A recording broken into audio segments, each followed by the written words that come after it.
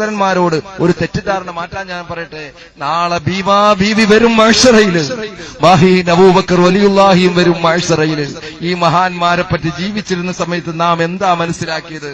ചില ജിന്നുമ്മമാര് അവരുടെ ശരീരത്തേക്ക് കയറി വന്നിട്ട് ഇത് മാഹീൻ അബൂബക്കർ തങ്ങളാണപ്പോൾ, അതേപോലെ ബീമാ ബീവിയാണ് തങ്ങൾ പോൽ. ഈ ഇരിക്കുന്ന ആലിമീങ്ങൾ പറയട്ടെ, മഹാന്മാരാരുടെയെങ്കിലും ശരീരത്ത് ജീവിച്ചിരിക്കുന്ന സമയത്ത് മാഹീൻ അബൂബക്കർ വലിയുള്ളാഹി ഒരു അന്യ പെണ്ണിനെ കാണാൻ കൂട്ടാക്കിയിരുന്നില്ല. ബീമാ ബീവി ഒരു അന്യ പുരുഷനെ കാണാൻ കൂട്ടാക്കിയിരുന്നില്ല. അവർ വഫാത്തായതിനു ശേഷം ഏതെങ്കിലും ഒരു അന്യ ആണിന്റെയോ പെണ്ണിന്റെയോ ശരീരത്ത് വരുമെന്ന് പറഞ്ഞാൽ, പ്രിയപ്പെട്ടവരെ, ഈ മഹാന്മാരോട് ചെയ്യുന്ന ഏറ്റവും വലിയ അപരാധമാണ് കേട്ടോ, ഏറ്റവും വലിയ അപരാധമാണ് കേട്ടോ. നാളെ ബീമാ ബീവി വരും, മാഹീൻ അബൂബക്കർ റളിയല്ലാഹു അൻഹു വരും. ഏതെങ്കിലും ഒരുത്തൻ അവന് പൈസ ഉണ്ടാക്കാൻ വേണ്ടി ഏതെങ്കിലും ജിന്നിനെ വെച്ചിട്ട് അവൻ സേവ നടത്തിയിട്ട് ശരീരത്ത് വന്നിട്ട് ബീമാ ബീവിയാണെന്ന് പറഞ്ഞ് അവതാരമായി തുള്ളുമ്പോ അത് ബീമാ ബീവിയാണെന്ന് നാം വിശ്വസിച്ച് ആ നിലയ്ക്ക് ബീമാ ബീവിയുടെ സ്ഥാനം കുറച്ചു കാണിച്ചാൽ ഈ ബീമാ ബീവി പൊരുത്തപ്പെടൂല, അവരുടെ ആത്മാവ് പൊരുത്തപ്പെടൂല. ഇതെനിക്ക് പറയാതിരിക്കാൻ നിർവാഹമില്ലാത്തത് കൊണ്ടാണ് ഞാൻ പറയുന്നത്. അതുകൊണ്ട് ഏതെങ്കിലും ആളുകളുടെ ശരീരത്ത് കല്ലടി വാവ വന്ന് ഒരു പെണ്ണിന്റെയും ശരീരത്ത് തുള്ളൂല ചെറുപ്പക്കാരെ, തുള്ളൂല. ഒരൊറ്റ ഗ്രന്ഥത്തിലും തെളിയിക്കാൻ കഴിയില്ല, ഒരൊറ്റ മഹാന്മാരും പറഞ്ഞിട്ടില്ല. പിന്നെ എവിടുന്ന് കിട്ടി? ഇന്നലെ വരെ നിസ്കാരമില്ല, നിസ്കാരത്തിന്റെ വിഷയത്തിൽ പോലും കൃത്യതയില്ല, ഔറത്തിന്റെ വിഷയത്തിൽ പോലും മാന്യത പുലർത്താത്ത ചില ആളുകൾക്ക് ബീമാ ബീവിയുടെ വരവ് വരുമ്പോൾ നഊദുബില്ലാഹ്, അല്ലാഹു കാത്തുരക്ഷിക്കുമാറാകട്ടെ. ഞാൻ ഓർത്തുപോവുകയാണ്, ഞാനൊരു സ്ഥലത്ത് ചികിത്സയുമായി ബന്ധപ്പെട്ട് പോയപ്പോ ആ സഹോദരി എന്റെ മുമ്പിൽ വന്നപ്പോ ഞാൻ പറഞ്ഞു, ആദ്യം പോയി ഒരു നല്ല ഒരു പുതപ്പിട്ട് മൂടാവി ഇട്ടിട്ട് കടന്നു വരൂ. ചുരുക്കി പറഞ്ഞാൽ വേഷത്തിൽ പോലും ഇസ്ലാമില്ല. അങ്ങനെ എനിക്ക് പറയേണ്ടി വന്നു. അവസാനം മൂടി പൊതിച്ച് അവിടെ കൊണ്ടുവന്നിരുത്തി. കുറച്ചങ്ങോട്ട് ഓതിയപ്പോ പെട്ടെന്ന് അങ്ങോട്ട് ഇളകിട്ട് പറയാൻ, ഞാൻ ഇബ്രാഹിം ബാദ്ശാ തങ്ങളാണ്. ആരാണ്? വസ്ത്രത്തിൽ പോലും മാന്യത പുലർത്താത്ത ഈ പെണ്ണ് പറയുകയാണ്, ഞാൻ ഇബ്രാഹിം ബാദ്ശാ തങ്ങളാണ്.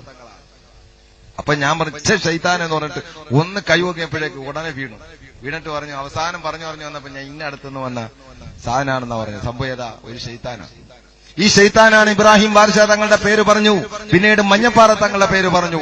ഇങ്ങനെ ശൈത്താൻ കുത്തുന്ന ആളുകൾ, പ്രിയപ്പെട്ടവരെ, ജിന്ന് സേവകരാണവർ, അവർ ജിന്ന് വാഹകരാണ്. ജിന്നിനെയും കടത്തിവെട്ടാൻ കഴിവുള്ളവരാണ് മഹാരഥന്മാരായ ഔലിയാവുകളെന്ന് നാം മനസ്സിലാക്കണം. അതാണ് ബഹുമാനപ്പെട്ട സുലൈമാൻ നബി അലൈഹിസ്സലാത്തു വസ്സലാമിന്റെ ദർബാറിൽ ആ ബൽഖീസിന്റെ കൊട്ടാരം നിമിഷ നേരം കൊണ്ട് കൊണ്ടുവരാൻ കഴിഞ്ഞു.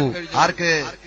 ജിന്നുകൾക്കല്ല, മറിച്ച് ഖാലല്ലദീ ഇൻദഹു ഇൽമുൻ മിനൽ കിതാബ്, വിജ്ഞാനത്തിന്റെ ആ ഉന്നതമായ മേഖലകളിൽ കരകരമാക്കി ഒരു പണ്ഡിതൻ പറഞ്ഞു, ബഹുമാനപ്പെട്ട സുലൈമാൻ നബിയെ, കണ്ണിന്റെ ഇമ വെട്ടിത്തുറക്കുന്നതിന് മുമ്പ് ഞാൻ കൊണ്ടുവരാം. അപ്പോൾ ഇഫ്രീത്ത് പറഞ്ഞു, നിങ്ങൾ ഇവിടെ വിചാരണ കഴിഞ്ഞ് ഇരുന്നിട്ട് എഴുന്നേക്കുന്നതിന് സമയത്തിനുള്ളിൽ കൊണ്ടുവരാന്ന്. കിലോമീറ്ററുകൾക്കപ്പുറമുള്ള ബൽഖീസിന്റെ കൊട്ടാരം. ഇൽമുള്ളൊരു പണ്ഡിതൻ പറഞ്ഞു, മനുഷ്യനായ പണ്ഡിതൻ പറഞ്ഞു, ഞാൻ കൊണ്ടുവരാൻ കണ്ണിന്റെ ഇമ വെട്ടി തുറക്കുന്നതിന് മുമ്പ്. ആർക്കാ കഴിവ്? ജിന്നല്ല, കഴിവ് മനുഷ്യർക്കാ. അതുകൊണ്ട് നാം ചെയ്യേണ്ടത് സ്വലാത്ത് ചൊല്ലി നല്ല റാഹത്തായി മുന്നോട്ട് പോവുക. അതുകൊണ്ട് എവിടെയെങ്കിലുമൊക്കെ തരീഖത്തിന്റെ പേരും പറഞ്ഞിട്ട് അവിടെയും ഇവിടെയൊക്കെ ചെന്ന് വീണ് പിഴയ്ക്കുന്നതിന് പകരം നവവി ഇമാമ് പറഞ്ഞു, ഇമാമുൽ ഖസ്സാലി റളിയല്ലാഹു അൻഹു പറഞ്ഞു, തുഗ്നിയാനി ശൈഖുൽ മുറബ്ബി വ സബബ് മഹബ്ബത്തുർ റസൂലി മൻ ലഹന്ത സബബ്. നബി സല്ലല്ലാഹു അലൈഹി വസല്ലം തങ്ങളോടുള്ള അധമ്യമായ ബന്ധവും സ്നേഹവും ആ സ്നേഹത്തിന്റെ അനുരണനമെന്ന നിലയിൽ വരുന്ന സ്വലാത്തുകളും അത് നിങ്ങളെ ജീവിതത്തിന്റെ വഴികാട്ടിയായി നിൽക്കും. ഒരു ശൈഖിന്റെ സ്ഥാനത്ത്, ഒരു മാർഗദർശിയുടെ സ്ഥാനത്ത് നിലകൊള്ളുമെന്ന് പറയുമ്പോൾ നമുക്ക് വേണ്ടത് സ്വലാത്ത് ധാരാളം ചെല്ലുക, കൃത്യമായി 5 വക്ത് നിസ്കരിക്കുക, ഹറാമിൽ നിന്ന് ഇതിനെ തടയുക. ഒരു ജിന്നുമ്മമാരത്തും പോകണ്ട, ഒരു ജിന്നുപ്പമാരത്തും പോകണ്ട. എന്തെങ്കിലും വിഷമം വരുമ്പോ മഹദിയായ ബീമാ ബീവിയുടെ പേരിൽ നല്ല റാഹത്തായിട്ട് അങ്ങോട്ട് ഫാത്തിഹ ഓതി അള്ളാഹുവിന്റെ അനുഗ്രഹം കൊണ്ട് ഞാൻ ഈ ബീമാ പള്ളിയിൽ വരുമ്പോ കൂടുതലൊന്നും ഒരു അമലും ഒരാൾക്കും ചെയ്യേണ്ടി വന്നിട്ടില്ല. ചുരുങ്ങിയത് കൂടിപ്പോയാൽ ഇവിടെ ഇരിക്കുന്ന പല ഉസ്താദന്മാർക്കും അനുഭവമുണ്ട്, അരമണിക്കൂർ അല്ലെങ്കിൽ 10 മിനിറ്റ്. എന്തുകൊണ്ടാ? ബീമാ ബീവിയുടെ ചാരത്താണുള്ളത്. അവരുടെ പേരിൽ ഫാത്തിഹ ഓതി ഓതിയാൽ ഏത് ശൈത്താനാ പോകാത്തത്?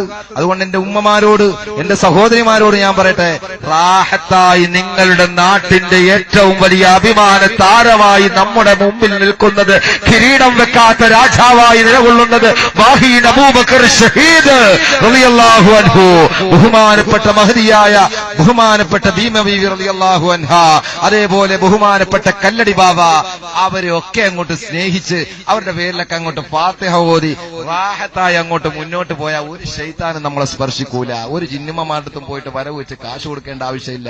അതുകൊണ്ട് പിന്നീട് ഇത് പറയുമ്പോൾ ചികിത്സയൊക്കെ ഉണ്ട്. വനുനസ്സിലു മിനൽ ഖുർആനി മാ ഹുവ ശിഫാഉൻ വറഹ്മത്തുൽ ലിൽ മുഅ്മിനീൻ, വിശുദ്ധ ഖുർആൻ ഓതി മന്ത്രിക്കുന്ന അതിന്റേതായ തനതായ ശൈലിയും അത് പഠിച്ച ആധികാരിക പണ്ഡിതന്മാരുമുണ്ട്. അതുകൊണ്ട് ആ നിലയ്ക്കുള്ള ചികിത്സയല്ല ഞാൻ ഈ പറയുന്നത്. മറിച്ച് ഇങ്ങനെ ജിന്നുമ്മമാര് കയറിയിട്ട് ശരീരത്ത് കയറിയിട്ട് അതും ഇതും പറഞ്ഞ് അവൻ ചെയ്താടി ഇവൻ ചെയ്താടി എന്നൊക്കെ ഇങ്ങനെ പറഞ്ഞ് പച്ച പൊള്ളും പറഞ്ഞിട്ട് അവസാനം കുടുംബങ്ങളെ ശിഥിലമാക്കുന്ന ഇത്തരം പ്രവണതകളിൽ ഒരിക്കലും നാം വഞ്ചിതരാകരുത് എന്നുകൂടി ഈ ഭീമാ ബീവിയുടെ ഹളറത്തിൽ വെച്ച് അവരിത് കാണും. ഇത് പറയാതെ ഞാൻ പോയാൽ നാളെ അവരെ സ്നേഹിക്കുന്നവരെന്ന നിലയ്ക്ക് ഞാൻ എന്റെ എല്ലാ വിഷയങ്ങളിലും ഈ മഹദിയുടെയും മഹാന്റെ പേരിലും ഞാൻ ഫാത്തിഹ ഓതാറുണ്ട്. അതുകൊണ്ട് ഈ നാട്ടിൽ ഒരു അവസരം കിട്ടിയിട്ട് ഇങ്ങനെ തുള്ളുന്ന ജിന്നുമ്മമാര് ഭീമ ബീവിയുടെ അവതാരമായി അവതരിക്കുമ്പോൾ പറഞ്ഞു കൊടുക്കേണ്ടതിന്റെ ബാധ്യതയായതുകൊണ്ടാണ് ഞാനത് പറഞ്ഞത്. അതുകൊണ്ട് അത്തരം ആളുകളിൽ വിശ്വസിച്ച് ഈമാൻ നഷ്ടപ്പെടുത്തല്ല ഉമ്മ. അത്തരം ആളുകളിൽ വിശ്വാസമർപ്പിച്ച് നമ്മുടെ സമ്പത്തിനെ ചോർത്തിക്കളയല്ല സഹോദര. അള്ളാഹു നമ്മെ കാത്തുരക്ഷിക്കുമാറാകട്ടെ. എന്റെ എല്ലാ സഹോദരങ്ങളും ഒന്ന്